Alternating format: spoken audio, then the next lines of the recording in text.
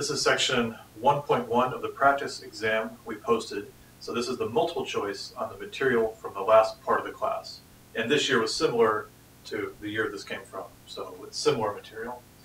So let's just go through them. The first one says, find the value of the integral b.dl as you do a loop integral around the loop shown. And there's one current into the board here equal to 1. I assume it's amps, let me say. And there's another current into the board here, 2 amps, and another current out of the board here, 6 amps. So you may think, oh my God, we have to do vector calculus. No, you don't have to do vector calculus. You just have to know Ampere's law. You have to remember that B.dl around a closed loop equals mu naught times the current enclosed by the loop. So this is the case where it's just we keep up with how much current goes in, how much current goes out. We touched on this briefly. We're more likely to ask you a question with closed surfaces and Gauss's law and charges inside. But we'll see. We'll give you some hints before the exam comes about what we'll cover. But let's just go ahead and do this one. We have to think about the charge enclosed in the loop, and this one is not enclosed. So I3 is not going to contribute to the integral around that loop. The next thing we have to do is think about the direction. So these are opposite direction currents, so the net current is either one is positive and one is negative, so they're going to cancel each other a little bit. But the real question is, what is the total? Is this a net negative or a net positive? So what you got to do is think about the direction of the field it would make. So let's use the right-hand rule. The thing that's straight is the current coming out. The field is this way. Right? So you can see that this would create a field kind of like that. It would be against the direction of the integral. When you're looping like this, the field is like that. This would actually give you a negative contribution to B.dl. This one, current in B field like this, would give you B fields that tend to go along the loop direction, right, everywhere you go. So what that means is this one gives you a positive contribution. So you would say it's equal to mu naught times plus 2 minus 6 equals minus 4 mu naught, or it's 4 amps. And that was C. So the answer to this one is C. So they gave you minus 4 and plus 4. So you had to think about the direction. Okay, but again, that's field theory Ampere's law. I'm not so sure we would get into. 2. This is a circuit with 4 bulbs labeled P, S, T, Q, and set up like this with a battery. And the question is a bunch of questions. Which of the following is true? You know, P is the dimmest, Q and T equal, S and T equal. 2 of the above are true, and none of the above are true, which is tricky because does the none of the above apply to the 2 of the above? Not sure. Ends up it doesn't matter. Only one of them is true. But let's just analyze it real quick. And what you're looking for here, like if I looked at this, I would immediately say, oh, P is the brightest because P gets all the current. Whatever current's coming out of that battery, it's all going to P. All the other bulbs have to share it somehow. So P is definitely the brightest. That's not an option. But, well, that eliminates one. Part A says P is the dimmest. So you can automatically eliminate A. And then the next 2 are Q and T are equal, or S and T are equal. So now you got to look at this part and figure out what's going on here. Well, you see, this is the strange-looking wire here. And it looks like just 2 in series and 1, and this 2 in series are in parallel with this one, except this wire. So that wire is basically shorting out S. We use the phrase shorting, meaning we have a wire going around it with 0 resistance, so that the current never flows through S. It would rather flow through this 0 resistance wire. Or you can think of it as this resistor in parallel with a 0. And when you run the numbers, the equivalent resistance of that is 0. So this just acts like a wire. So basically, you could just take it out. It's not even there. So now you've got, with some awkward wire shapes, basically Q and T in parallel. So the current flows through P, and then it splits through Q and T, and it's 2 parallel. It's a parallel branch. Each resistor is the same, so they're going to split the current evenly. You can do all the math to prove that. But basically, Q and T do have equal brightness. So B is true. C, S and T equal brightness. No, that's not true. We already said S gets no current. So the only one that's true is B.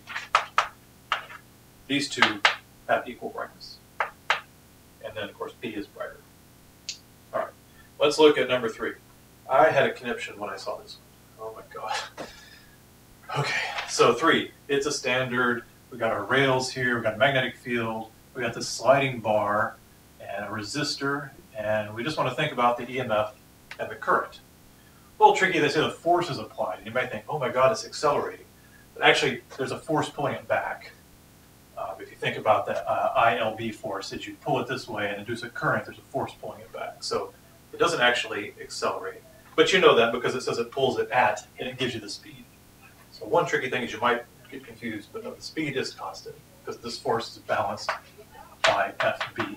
That's not the part that gave me a connection. The question is, what is the current? Well, to get the current, you'd probably start by getting the EMF induced in the loop.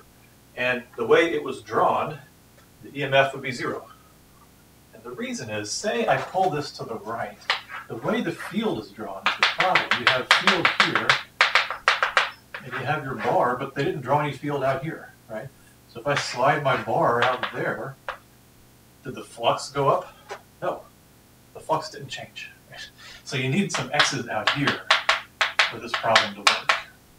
So I would say the answer is 0. 0 is not an option, so clearly they meant that there was some field on the outside. They just forgot to draw that field. Okay, that's maybe forgivable. We will see if we can get over that. Fine, that happened. Well, we'll get over that. Now let's think, what is the EMF? So the EMF is minus ND BA cosine theta dt, if you want to write it that way. And this is one you should probably almost memorize, that it's just minus BLV, right? Because it's minus N is 1. We have the area that, since the loop is in the plane of the board and the B field is into the board, the area vector and the B field in the same direction, theta is 0, cosine theta is 1, cosine 0 is 1. So this is also 1, this is 1, those go away. Now we have the time derivative of the B field magnitude times the area. The B field magnitude isn't changing, right? So minus B. The area is equal to this length times this width, right? Well, as you pull the loop out, that length doesn't change, so that's constant. So pull that out of the time derivative. And then we just have the time derivative of the width. Okay. Well, the width is growing at V. Right, so that's the meters per second. How fast this is moving is how fast the width is growing. So that's why it's minus BLV. That's the EMF, right? The EMF equals the current induced times the resistance. So we solve for that, and the current that we want is the EMF over R. Okay, so now we just plug in. It's just a straightforward little algebraic thing here. B is 4 Teslas. L was 25 centimeters, 0.25 meters. And V was 2.5 meters per second. Over R was 20 ohms. And what do you get? 4 times 0.25 is 1. 2.5 over 20 is like 1.25 over 10, which, where I'm from, that's 0.125 amps, which is not one of the choices. They had 1.25 amps, 2.5 amps. I think it was just a typo or a miscalculation. So the answer is not on there. It's 0.125 amps. Not sure how that happened. What is the direction? Well, let's see. So the quickest way to get these is Lenz's law. As we pull this out, the flux in the loop increases. The flux of the field pointing in increases. Lenz's law says counteract that. So if you have increasing in, you want to make a field, the induced current will make a field out to oppose the increase in.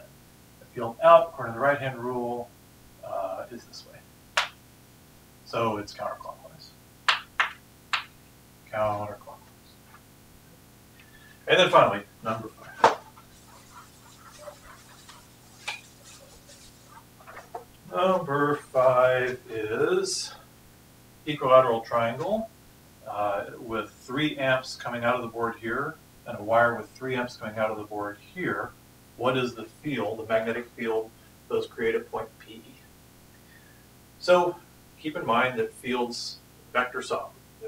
Magnetic field's a vector field, you just add the vectors. So I'd start by drawing the vector fields of each wire, and then we'll add them as vectors.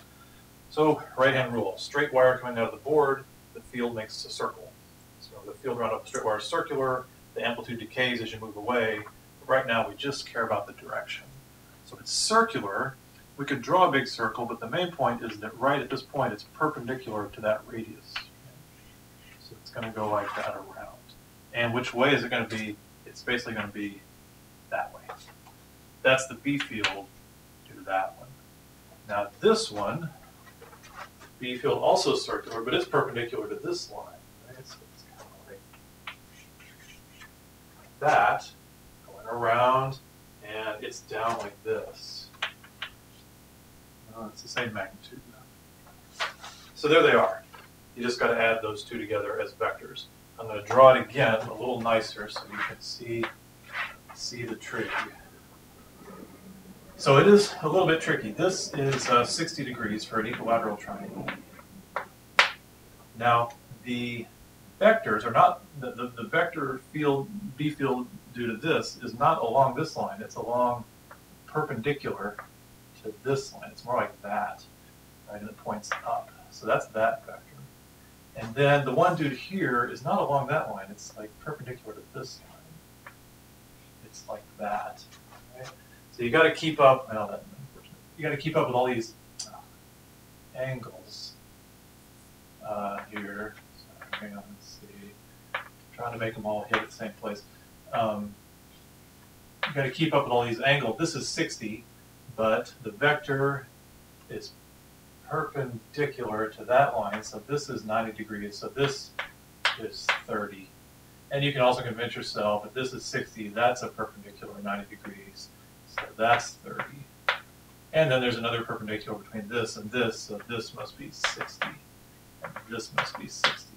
So if you look and check the trig carefully, you can see all the angles either 60 or 30, because you drew a lot of right angles in there that have to add up to 90. So you've got to be able to do that level of the trig to see that the angle between the two vectors is 60 degrees.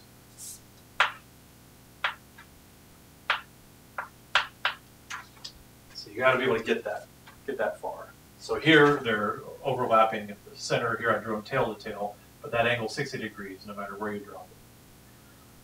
All right, we're going to need the magnitude of each vector and then vector sum them. Obviously, we're going to add these two components together to get the net. The vertical components are going to cancel. Okay, so the magnitude of each one, B equals mu naught I over 2 pi r. Mu naught is 4 pi times 10 to the minus 7. The currents are each 3, right, over 2 pi, and then the radii are 1, right? It's 1 meter, 1. So you see this makes a convenient number. The pi's go away. 4 becomes a 2. 2 times 3 is 6. It's 6 times 10 to the minus 7 in Teslas. So each one of these is 6 times 10 to the minus 7. So now we just need to get this component. So now that's 30 degrees in there because it's half of 60. And it's the cosine because it's the adjacent component. So the answer is there's 2 of them, times 6 times 10 to the minus 7 times the cosine of 30 degrees. Okay, 2 because there's 2 of these, 6 is the magnitude of each, and they both use the cosine to get the horizontal component. And if you do all that, you get the answer, which is 10.4 times 10 minus 7 Tesla. And that was D. So D there, and this was, I don't know why it matters, this is B. 3 had no answer.